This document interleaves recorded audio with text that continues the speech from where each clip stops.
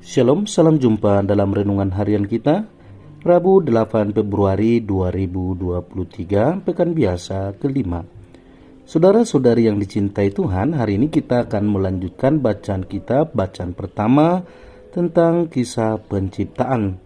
Setelah Allah menciptakan bumi dan segala isinya dan juga manusia, maka Allah menempatkan manusia itu di sebuah taman yang kita sebut dengan Taman Eden. Yang menarik adalah bahwa di taman itu Allah menumbuhkan berbagai pohon dari bumi yang menarik dan yang baik untuk dimakan buahnya. Ia juga menumbuhkan pohon kehidupan di tengah-tengah taman itu, serta pohon pengetahuan tentang yang baik dan yang jahat. Mari kita sadari pada awalnya Allah menempatkan manusia itu untuk sungguh bersukacita, untuk sungguh berbahagia, dengan segala sesuatu yang kita butuhkan sebagai manusia dilengkapi, disediakan oleh Allah. Disitulah situasi yang dibuat Allah untuk manusia, untuk kita bersama. Maka ada keyakinan bagi kita setiap pribadi bahwa pada dasarnya Allah menempatkan kita di Taman Eden. Ada kehidupan, ada sukacita, ada segala sesuatu yang kita butuhkan untuk hidup ini. Dalam bacaan Injil hari ini, kita akan melihat bagaimana Allah menasihati kita semua tentang kepribadian kita sebagai citra Allah. Bahwa kalau kita perhatikan manusia pada dasarnya utuh, lengkap, dari luar, maka kita tidak tahu persis apa yang ada dalam pikirannya, apa yang di dalam hatinya. Ungkapan ini dilukiskan dengan kata-kata Yesus sendiri, bahwa bukan apa yang masuk ke dalam tubuh yang dapat menajiskan kita, tapi apa yang keluar dari tubuh. Karena memang apa yang masuk, kita tahu apa yang kita terima, apa yang kita makan, apa yang menjadi bagian dari hidup kita. Tapi yang keluar dari diri kita itu adalah konsekuensi keputusan yang kita pilih.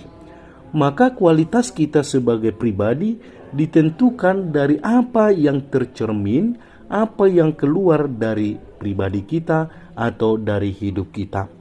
Maka kalau kita lihat sepintas, memang bisa saja kita mengatakan ketika berjumpa dengan orang baru, kita bisa memberikan deskripsi tertentu kepadanya. Tapi apakah itu benar? Apakah itu selalu benar? Mungkin tidak. Karena apa? Kita belum terpancar keluar dari dirinya mengatakan sesuatu. Tapi kalau dia mengatakan sesuatu, kita bisa menilai, baik itu dengan kata-katanya.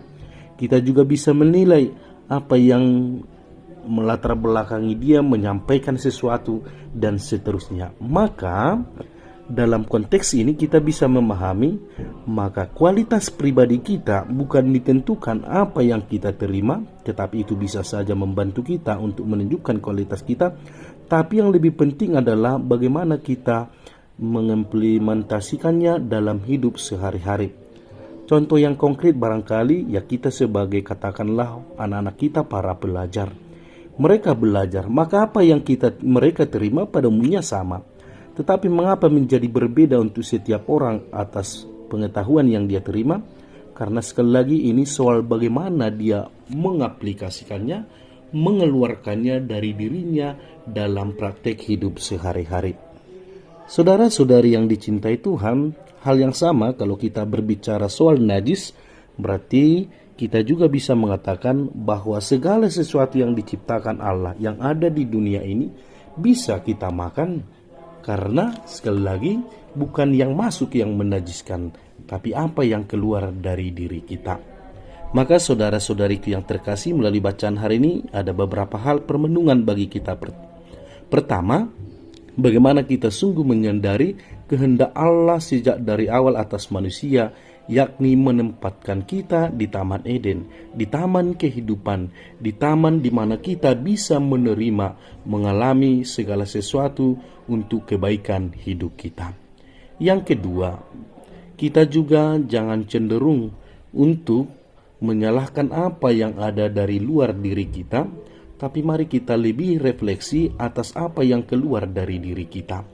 maka dengan demikian kita akan semakin bertanggung jawab dengan hidup kita dan semakin berani juga untuk menampilkan kualitas hidup kita.